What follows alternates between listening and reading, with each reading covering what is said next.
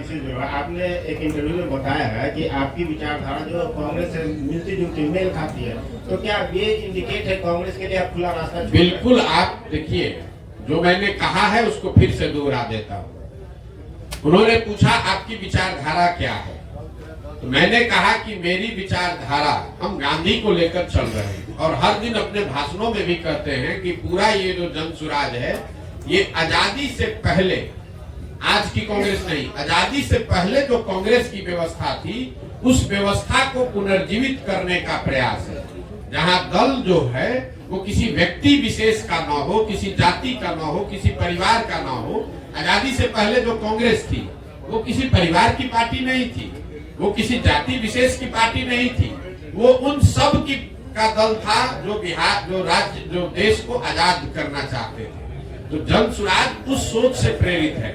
बिहार में वो दल बने, हर वो व्यक्ति जो बिहार के पिछड़ापन से, गरीबी से, बदहाली से परेशान है, वो इसमें जुड़े और जुड़कर बिहार में परिवर्तन के लिए प्रयास करें। हम वो विकल्प बना रहे हैं और विचारधारा के आधार पर निश्चित तौर पर अगर आप महात्मा गांधी को लेकर चले हैं, तो मैंने ये कहा कि आप कांग्रेस जिस विचारधारा को रिप्रेजेंट करने का दावा करती है, मेरी विचारधारा वही है। वो कर पा रहे हैं कि नहीं कर पा रहे हैं, उनका मामला है। हम कांग्रेस में नहीं है। हमारी विचारधारा वो है जो महात्मा गांधी की विचारधारा कांग्रेस में थी, उसी विचारधारा को लेकर चल रहे हैं और उसी को आप कह रहे हैं कि कांग्रेस के लिए दरवाजा नहीं खोल रहे हैं। वो विचारधारा ही हम कह रहे हैं कि हमारी वही विचारधारा है।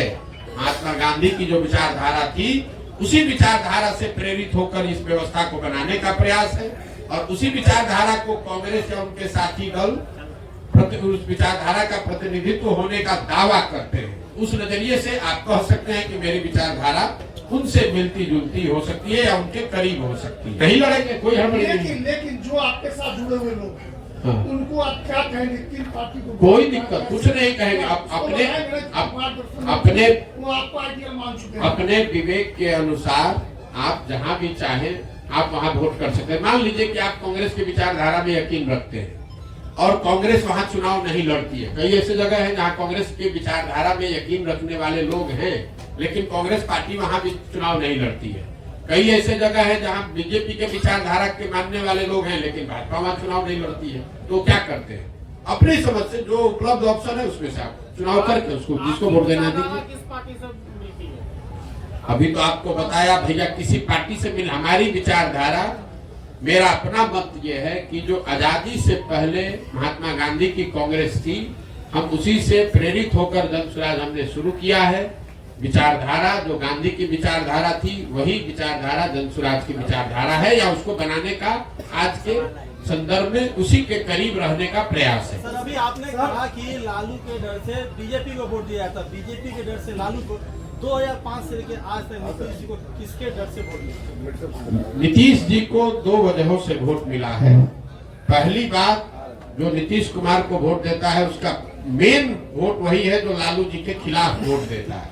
और दूसरा, 2005 से 2010-12 तक उनकी जो सरकार यहाँ चली, उसमें कुछ काम होता, सुधार होता लोगों को दिखा, तो वो सुधारवादी लोग भी उनको वोट दिया उन लोगों ने। लेकिन 2014 के बाद से नीतीश जी के राज में सुशासन का वो चीज देखने को नहीं मिला। इसीलिए आप देख रहे हैं कि किसी 2010 में 206 सीट जीतने वाले नीतीश कुमार एनडीए 2020 में जब चुनाव हुआ तो उनको 125 सीट भी जीतने में मुश्किल आई। तो सिर्फ जाति के आधार पर वोट नहीं है। अगर सिर्फ जाति के आधार पर वोट होता तो जो एनडीए चुनाव लड़ी थी 2010 में, वही एनडीए चुनाव लड़ी 2020 में, तो फिर उनका 206 से घट के 120 कैसे हो गया? यही बात तो हम आपको बता रहे हैं। लेकिन नीतीश कुमार की जो पूरी राजनीति है, जो उनका वोटर है, वो लालू विरोध पर, लालू जी के जंगल राज के विरोध पर ही खड़ी रही है। उसमें एडिशन जैसे जैसे वो आगे बढ़े तो कुछ और लोग जुड़े होंगे, लेकिन मूल वोट जो उनका है वो लालू विरोध का वोट है। जो लालू से डरता है या लालू जी को नहीं चाहता है, वो नीतीश जी को वोट पहले करता रहा है। 2010 में 206 सीट जीतने वाले नीतीश कुमार एनडीए 2020 में जब चुनाव हुआ तो उनको 125 सीट भी जीतने में मुश्किल आई। तो सिर्फ जाति के आधार पर वोट नहीं है। अगर सिर्फ जाति के आधार पर वोट होता तो जो एनडीए चुनाव लड़ी थी 2010 में, वही एनडीए चुनाव लड़ी 2020 में, तो फिर उनका 206 से घट के 120 कैसे हो गया?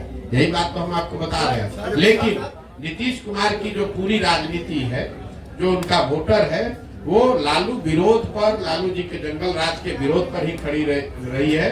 उसमें एडिशन जैसे जैसे वो आगे बढ़े तो कुछ और लोग जुड़े होंगे, लेकिन मूल वोट जो उनका है वो लालू विरोध का वोट है। जो लालू से डरता है या लालू जी को नहीं चाहता है, वो नीतीश जी को वोट पहले करता रहा है। जदयू की राष्ट्रीय कार्यकारिणी की बैठक होने जा रही है। जी, जदयू की राष्ट्रीय कार्यकारिणी की बैठक होने जा रही है और संभावना जताई जा रही है कि नीतीश कुमार फिर से पलटी मार सकते हैं। इस पर क्या प्रतिक्रिया आपकी? देखिए, नीतीश कुमार के राजनीतिक जीवन का ये अंतिम दौर चल रहा है, राजनीतिक पारी का ये अंतिम दौर चल रहा है। नीतीश कुमार को खुद नहीं मालूम है कि वो कहाँ हैं और कहाँ रहेंगे। इतना मैं जरूर कह सकता हूँ कि लोकसभा से पहले अब उनके पास कोई विकल्प नहीं है। उनको चुनाव तो महागठबंधन में ही लड़ना पड़ेगा। इसलिए नहीं कि वो पलटी मारना नहीं चाहते हैं, इसलिए कि अगर पलटी मारेंगे भी तो कोई लेने वाला भी तो होना चाहिए। अब आज के तारीख में उनको कोई लेने वाला भी नहीं बचा है। नीतीश कुमार राजनेता के तौर पर और जदयू दल के तौर पर अब बहुत बड़ा बोझ हो गया है। जो उसको उठाने का कोशिश करेगा वो भी उस बोझ के तहत नीचे दब के मर जाएगा। जहां तक आपने कहा राष्ट्रीय कार्यकारिणी की बात, तो नीतीश कुमार का अपना तरीका है। वो ताश के पत्तों के तरह नेताओं को अपने पार्टी में ऊपर नीचे करते रहते हैं। और यही वजह है कि 18 साल से मुख्यमंत्री रहने के बावजूद उन्होंने अपनी पार्टी में कभी कोई एस्टेब्लिश्ड ऑर्गेनाइजेशन या कोई सेकेंड लाइन लीडरशिप बनाया ही नहीं। किसी को लाते हैं, उससे काम निकाला। मान लीजिए 14 में हम पर उन्होंने दाव लगाया, हमको लेकर आए, घोषणा कर दिया कि यही हमारे उत्तराधिकारी हैं, यही आगे रहेंगे। 14 में चुनाव जीत गए, उसके बाद सोचते अच्छा प्रशांत किशोर कहीं बड़ा ना हो जाए तो इसको हटा के अब दूसरे को बढ़ाओ। इस चीज का मलाल है सर आपको? बिल्कुल मलाल नहीं है। आप हमको नहीं जानते। हम जीवन में वो लोग नहीं हैं जो किसी निर्णय पर मलाल करें।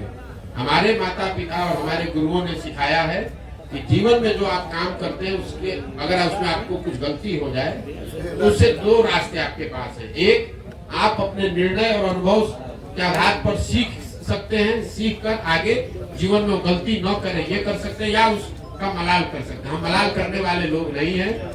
एक बार नीतीश कुमार ने अगर धोखा किया, उसके बाद नीतीश कुमार चाहे 20 बार हमारे पास आ गए, कितनी बार बात कर ली, कितने संदेश भेजवा दिए, हमने कह दिया कि अब फिर सियार सर्कुल के नीचे नहीं जाएंगे।